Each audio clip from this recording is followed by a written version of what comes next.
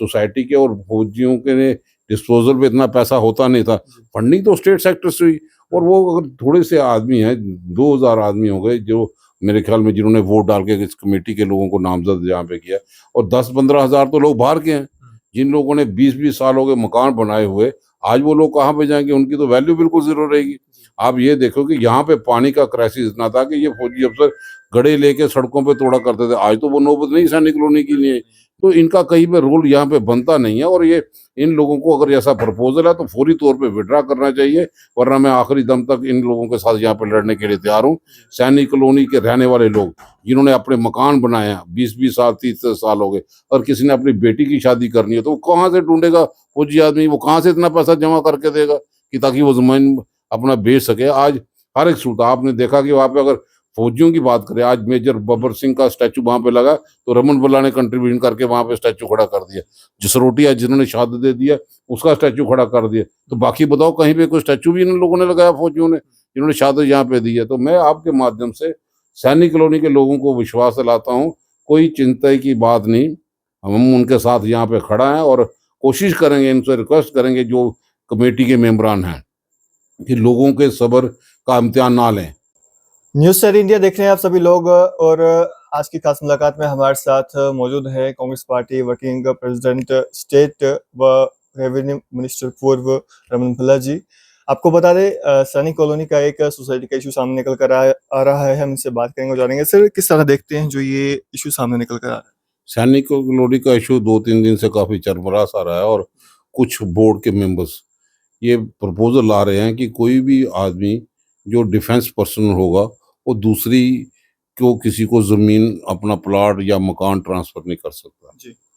मैं समझता हूँ कि इस फैसले को, इस प्रपोजल को उनको विथड्रा करना चाहिए, क्योंकि जब ये डिफेंस कॉलोनी बनी थी तब तक, जब तक हम लोग मैदान में नहीं आए थे तो उस डिफेंस कॉलोनी, सैनिक कॉलोनी की क्या हालत थी। सड़कों की बुरी हालत थी, इनके इतने रिसोर्सेज नहीं थे। जब 2002 के बाद हम एमएलए बने उस वक्त पूरे स्टेट सेक्टर का पैसा सारा हमने यहाँ पे लगा दिया। तो तब सोसाइटी के लोग कहाँ थे? और सोसाइटी के लोग होने के बावजूद भी हमने स्टेट सेक्टर से रोड कनेक्टिविटी यहाँ पे दे दी। सारी सड़कें चौड़ी हैं, पुल बड़े बड़े यहाँ के करके दे दिए, 4 पुल हमने बड़े बना दिए। और उस वक्त, उससे पहले जब सोसाइटी के हाथ में था तो इन्हीं के कमेटी ने यहाँ पे उनको ऑथराइज किया था कि आप दूसरे लोगों को दे सकते हो।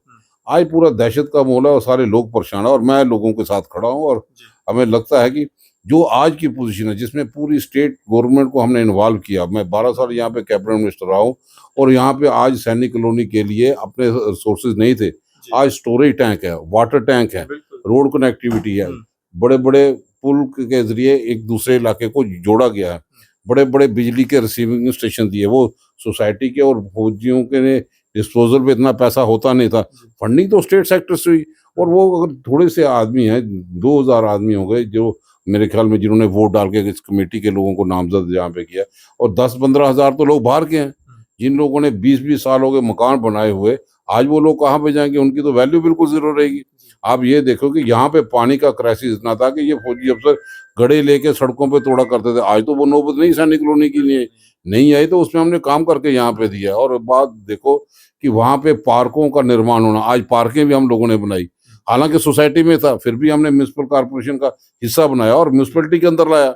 तो सोसाइटी के पास अगर इतना पैसा होता, वो डिफेंस फोर्सेस के पास इतना पैसा, हम उनका पूरा सम्मान करते हैं। और ये नहीं कि आज हम हर जगह पे फौजियों का सम्मान करते हैं। जो ये था सोसाइटी के जो लोग डिफेंस पर्सन नहीं है, रिटायर होने के बाद है, उनको सुविधा दी जाए। तो हर जगह पे आज सैनिक कॉलोनी के महसूस करें, अलाद एमएलए का कोई भी बनाओ, लेकिन उसके पीछे हमारी कंट्रीब्यूशन है। सैनिक कॉलोनी के लोगों को चाहे पावर सेक्टर से जोड़ा गया, फिल्ट्रेशन प्लांट बहुफोर्ट से जिसमें 1.5 लाख गैलन एक्स्ट्रा पानी आया, और वहां से सैनिक फिल्ट्रेशन प्लांट से पानी बाव से उठा के हमने सैनिक कॉलोनी के इलाके के लोगों को डाइवर्ट यहाँ पे किया है। तो वो एक दिन की बात नहीं, इतनी कंट्रीब्यूशन यहाँ पे हुई। और मैं महसूस करता हूँ कि जब म्यूनिसिपल कॉर्पोरेशन के अंदर हिस्सा यहाँ पे आ गया तो इनका कहीं पे रोल यहाँ पे बनता नहीं है। और ये इन लोगों को अगर ऐसा प्रपोजल है तो फौरी तौर पे विड्रा करना चाहिए, वरना मैं आखिरी दम तक इन लोगों के साथ यहाँ पे लड़ने के लिए तैयार हूँ। सैनिक कॉलोनी के रहने वाले लोग जिन्होंने अपने मकान बनाए हैं, 20-20 साल 30 साल हो गए, और किसी ने अपनी बेटी की शादी करनी है तो वो कहाँ से ढूंढेगा फौजी आदमी? वो कहाँ से इतना पैसा जमा करके देगा कि ताकि वो जमीन अपना बेच सके? आज हर एक सहूलत आपने देखा कि वहाँ पे अगर फौजियों की बात करें, आज मेजर बब्बर सिंह का स्टैचू वहाँ पे लगा तो रमन भल्ला ने कंट्रीब्यूशन करके वहाँ पे स्टैचू खड़ा कर दिया। जसरोटिया जिन्होंने शहादत दे दिया उसका स्टैचू खड़ा कर दिया। तो बाकी बताओ कहीं पे कोई स्टैचू भी इन लोगों ने लगाया फौजियों ने जिन्होंने शहादत यहाँ पे दी है। तो मैं आपके माध्यम से सैनिक कॉलोनी के लोगों को विश्वास दिलाता हूँ, कोई चिंता की बात नहीं, हम उनके साथ यहाँ पे खड़ा हैं और कोशिश करेंगे, इनसे रिक्वेस्ट करेंगे जो कमेटी के मेंबरान हैं कि लोगों के सब्र का इम्तिहान ना लें।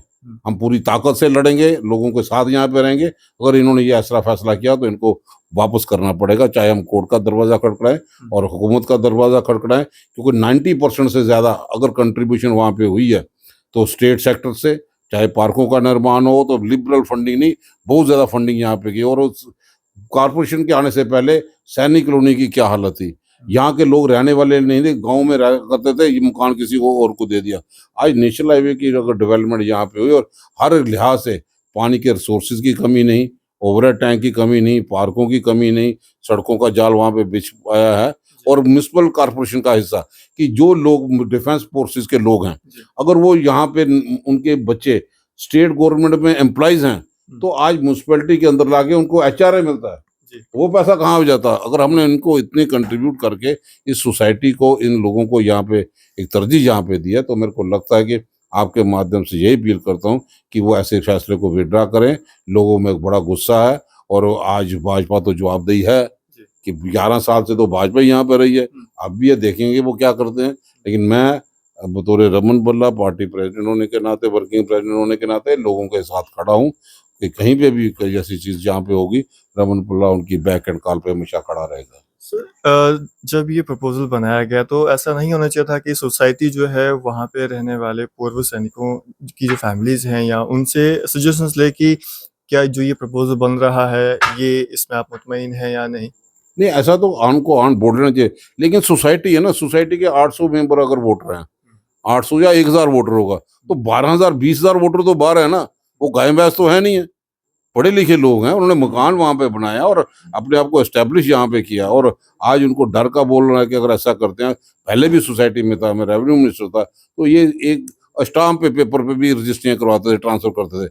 आज कितना पैसा यहाँ पे इकट्ठा कर रहे हैं, हम उन चीज़ों पे नहीं जाते हैं, लेकिन हम मूर्ख दर्शक भी नहीं बन के बैठ सकते, मैं साइलेंट स्पेक्टेटर नहीं बन के बैठ सकता। मैं पूरी ताकत के साथ इन लोगों के साथ खड़ा रहूँगा ताकि इनको भी एहसास यहाँ पे हो कि जो लोग इनसे सियासी निजीकरण करना चाहते हैं, अब वो उनका रोल क्या होगा वो लोग देखेंगे। और मैं फिर भी जो सोसाइटी के लोगों ने जो बोर्ड इनका बना है, मैं उनसे गुजारिश करूंगा कि ईगो में ना फंसे, वरना हम किसी भी कीमत में इस चीज़ को लागू नहीं होने देंगे, ताकि आम जनता जो है वो इस चीज़ को लेके परेशान है, उनके घर वाले परेशान हैं, डिस्ट्रेस कॉल्स हमें करते हैं, पे उनको औरतें भी कॉल करके हमें बताती हैं भी इस परेशानी में हम लोग कहाँ जाएंगे, अगर किसी को मकान भी देना पड़े तो हम किसको देंगे, कहाँ पे जाएंगे। वैल्यू जो है वो उस मकान की बिल्कुल ज़ीरो करके रख दी। तो सर अगर हम बात करें इन सोसाइटीज़ की तो इन सोसाइटीज़ का काम रहता है अपनी जो सोसाइटी है, कॉलोनीज़ है, उनको डेवलप करना या उनके जो कार्य हैं उनमें फ्रंट फुट पे रहना।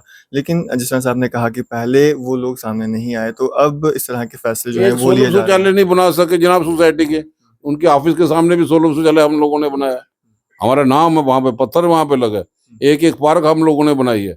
बब्बर सिंह स्टैचू का यह दर्शाता है कि हम लोग इनका सम्मान करते हैं, इन्होंने शहादत दे दिया। अब अगर हमने 2 स्टैचू बनाए तो ये सोसाइटी की तो कई देर से थी, तो क्या हालत थी वहाँ पे। आज अगर इलाका डेवलप यहाँ पे हुआ है, लोगों के आने से हुए, चहल पहल हुई है, तो इसको और कम से कम लोगों को तंग ना किया जाए। हमारी तो यही है कि ये एंटी सैनिक कॉलोनी रेजिडेंट्स ये डिसीजन है, इस डिसीजन को लोगों के, जनरल लोगों की, पब्लिक की ओपिनियन को ध्यान में रखते हुए इसको विड्रा करना चाहिए। ईगो में ये सोसाइटी के लोग ना फंसें और हम लोगों के साथ यहाँ पे रहेंगे। चलिए बहुत शुक्रिया सर हमारे से बातचीत करने के लिए। Thank you. तो ये थे हमारे साथ Congress party working president state वो पूर्व रेवेन्यू मिनिस्टर रमन भल्ला जी हमारे साथ बातचीत कर रहे थे। और जिस तरह से सैनिक कॉलोनी का जो है वो सोसाइटी का इशू सामने निकल कर आ रहा था, जिसमें एक प्रपोजल जो है वो जारी किया गया था और कई सारे लोग ऐसे हैं जो इस प्रपोजल के खिलाफ हैं। और रमन भल्ला जी ने जो है स्पष्ट कहा है कि अगर इसको वापस नहीं लिया जाता है तो इसको चैलेंज जो है वो किया जाएगा। आप लोग अपनी क्या राय रखते हैं कमेंट सेक्शन में जरूर दीजिएगा। और भी इस तरह के अपडेट्स के लिए जुड़े हमें सब देखते रहें न्यूज़ सर इंडिया।